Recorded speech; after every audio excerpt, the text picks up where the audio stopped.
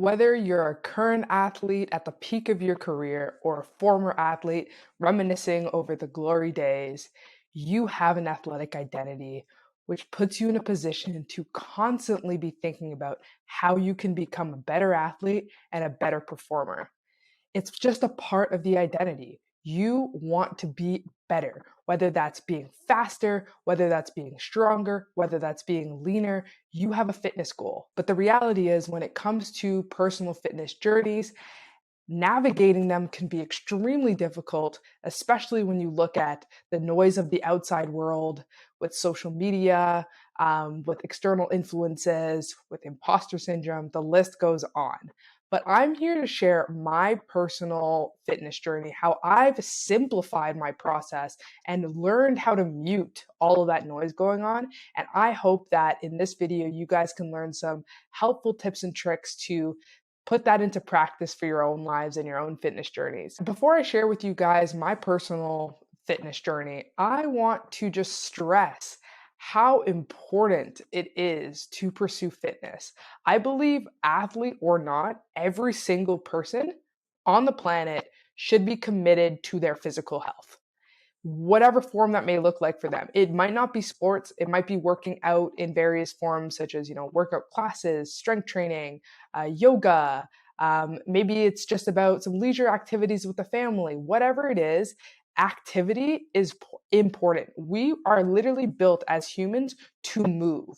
We're not built to just sit at a desk all day, to lay in bed all day. We are built to move. And as you work on your fitness journey, the benefits that you receive in all areas of your life are honestly just, you can't even comprehend the impact that you're having, right? You're able, with your fitness, you're able to tackle not only your physical health but your mental health as well, your overall wellness and your mindset.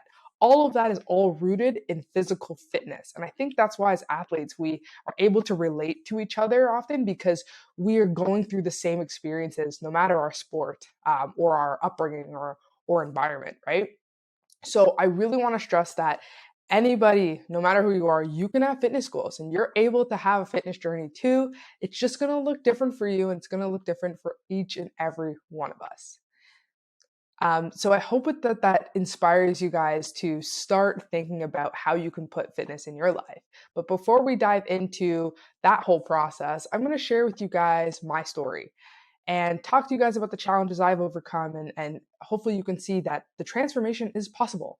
And it's not just possible for elite professionals or people with money or people on the internet. It's possible for ordinary people just like you and I. So back in 2020, COVID hit. Two things came to my realization at the beginning of the COVID. One, I really was not a hockey player anymore. I did end up quitting after high school, to just pursue my education university. But I still kind of felt like an athlete, playing intramurals and various teams, working out and playing at a high level. But when COVID hit and everything was shut down, there was literally nothing to do. I really felt it, because I asked myself, like, what am I doing? Like, how long are we going to be in this? Like, what is going on? I also ate like crap. I ended up getting a lot of weight, and I went through a lot of mental health issues as well. Like, it was just not a good time for anybody. Very depressing time. And with that, I realized probably by the time it was 2020 summer, early summer, that I was like, all right, things need to change. So that's when I really made the commitment to myself that I'm like, okay, like, I want to get leaner. I want to lose weight. That was just high level what I wanted to do. And I was like, okay, let me build a plan. I tracked my calories. I lost about a pound a week, and it was crazy. And I think I lost about 20 pounds, 25 pounds by the end of the summer in 3 months. And I felt good. I felt great. And then I was like, okay, it's time for my next step, right? Let's get a little bit leaner and a little bit stronger. Let's do a little bit more of a recomposition. That weight came off pretty easily.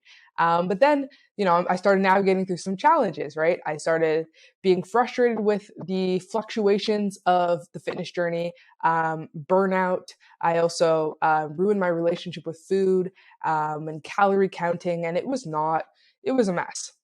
And then I got really sick. And it wasn't related to the dieting or anything. I actually took a break entirely because I just wasn't wasn't in the right headspace for it. And then I actually ended up getting ill. I had mono, but it was a very severe case. I was actually hospitalized for a while. Um, and that honestly was the moment that changed my entire life. Because it really put into perspective my values and what really mattered. And at the focal point of that was my health. And that is when I knew, okay, I need to find a system that works for me, that enables me to become a better performer in life, regardless of that, if that's on the field. And, it took some time. We're 2023 now. That was 2021. But we're now starting to get to the point where I'm feeling like I get my system. It's working for me. I still have ups and downs like everybody does. Nobody's perfect, but I'm in a much happier place and I'm seeing results. And so I really want to share with you guys where I'm at right now, because that's where I was. But where I am now is I'm no longer tracking my calorie intake or food.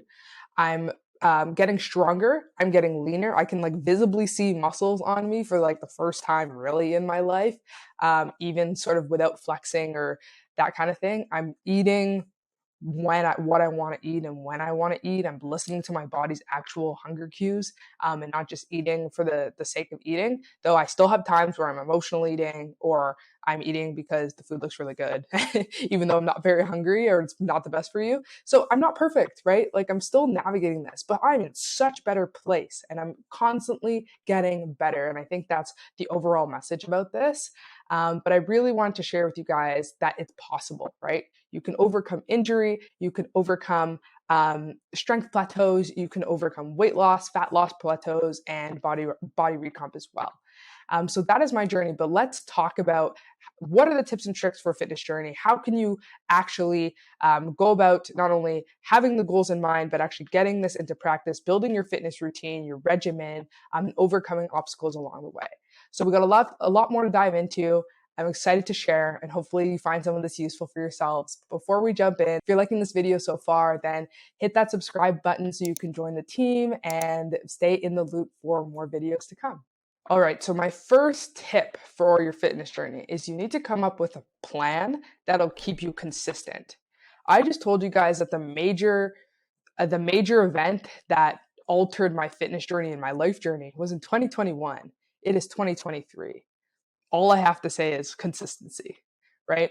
This is going to be something you will do for the rest of your life. So don't think about it as, okay, I need to get to here as fast as I can. And then once I'm there, I'm done. No, it's how can I do this sustainably so that I'm seeing results, but I'm also maintaining them over the course of my life, right? It's a commitment to yourself that you're making for the duration of your lifetime.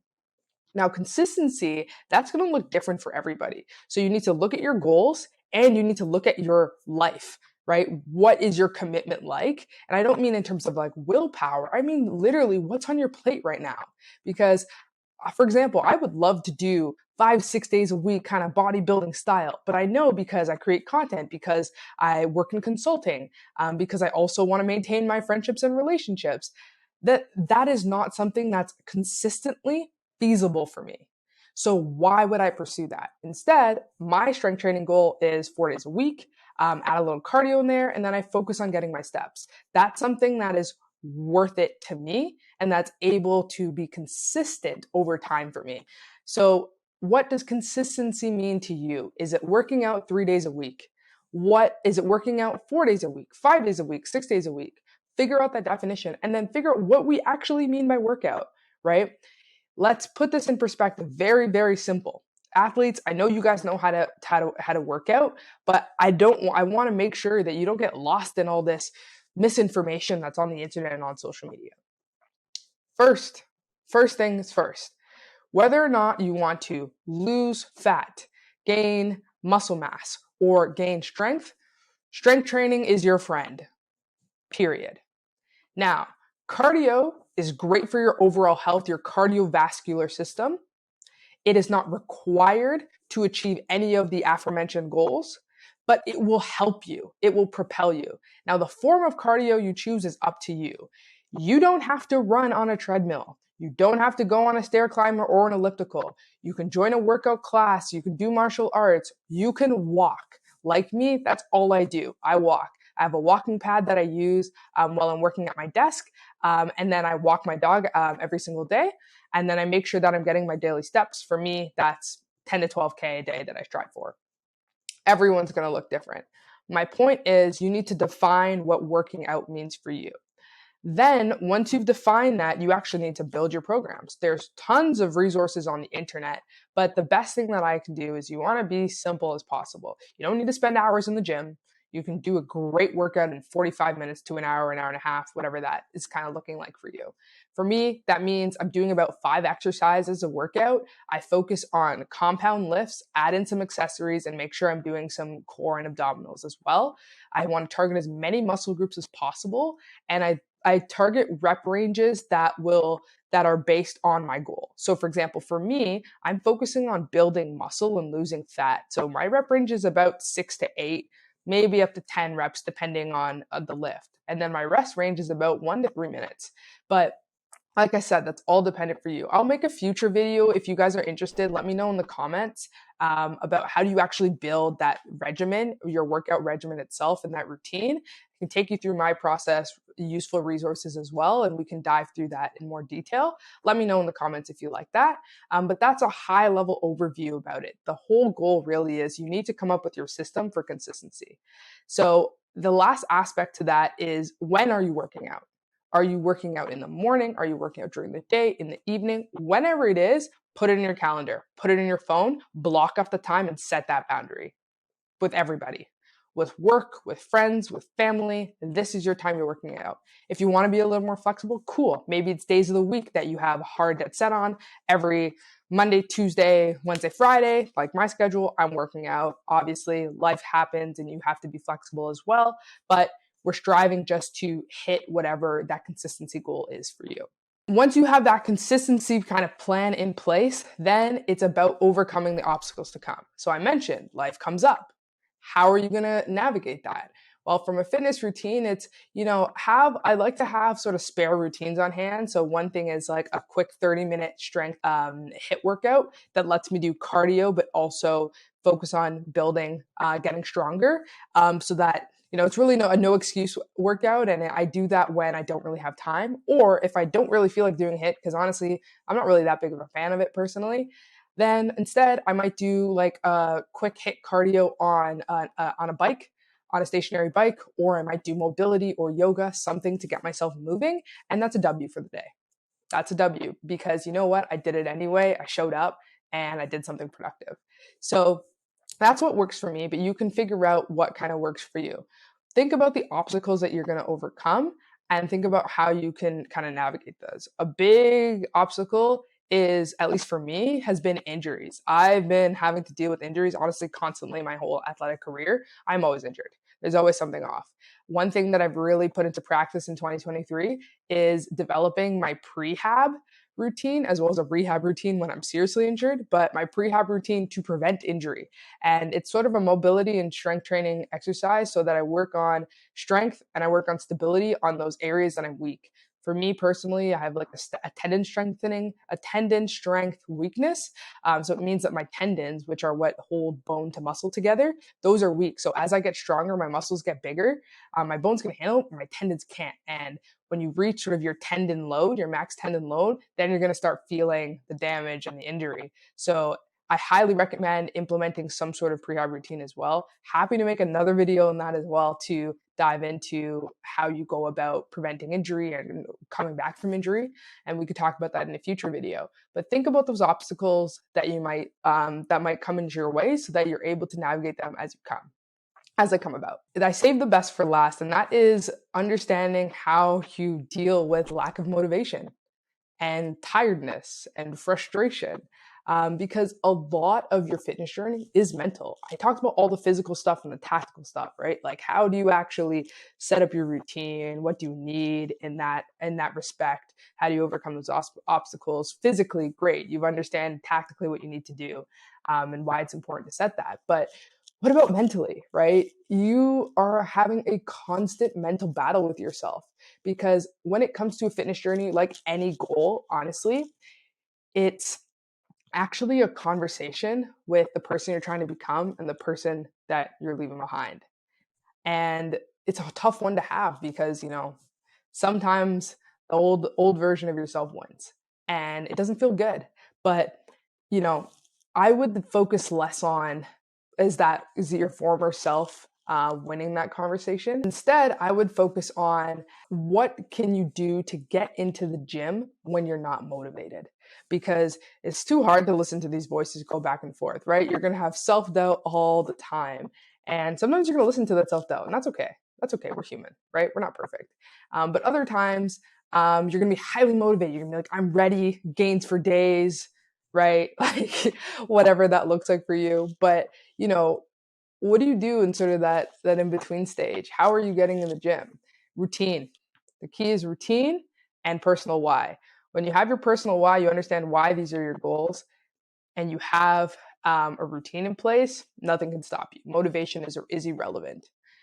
So the routine in place, that's why we talked about, scheduling your workouts, blocking off that time, setting that boundary, and then having your why. Like, why do you want to gain 12 to 15 pounds of muscle, right? Maybe it's because you're trying to get to the next level of your sport, right? Or maybe from a former athlete perspective like myself, maybe it's to prevent injury for your overall health, right? My constant personal why is going back to my personal fitness journey. And it's that beginning. It's, I don't want to end up how I was in the hospital, which is when I was sick and I felt like unable to use my body. And that really motivated me to, focus on my health, take care of myself physically, mentally, and every single thing that I do. And so when it comes to fitness in that component, being strong and being mobile, flexible, and stable, those are all important to me. And that's why I'm working out, right? I'm not working out because everybody else is working out or people are telling me I should. I'm working out because I genuinely have a personal, relevant reason to. That's my best advice for you guys. To sum this video up, guys, I have some key takeaways for you. And the first one is knowing that everybody is able to have their own fitness journey, and then that fitness journey is going to look different for every single person. You are able to set those goals, whether you're a current athlete at the peak of your career or a former athlete reminiscing on the past. Either way, make fitness a priority and put your health first. With that, I would also say that it's important to define kind of your goals and what that routine is so that you're able to stay consistent. Define consistencies to yourself and make sure that's unique to you. Don't worry about what everyone else is doing. And then from there, I would say learn how to implement routines and really stick to that personal why of yours when it comes to your fitness routine so that you don't need that motivation to get and stay in the gym. And with that, guys, I hope you have some useful insight on how you can begin your fitness journey. I'm excited for the new videos that I will release after this, talking about how you actually go about building your fitness regimen. And then we'll also talk about overcoming injury as well.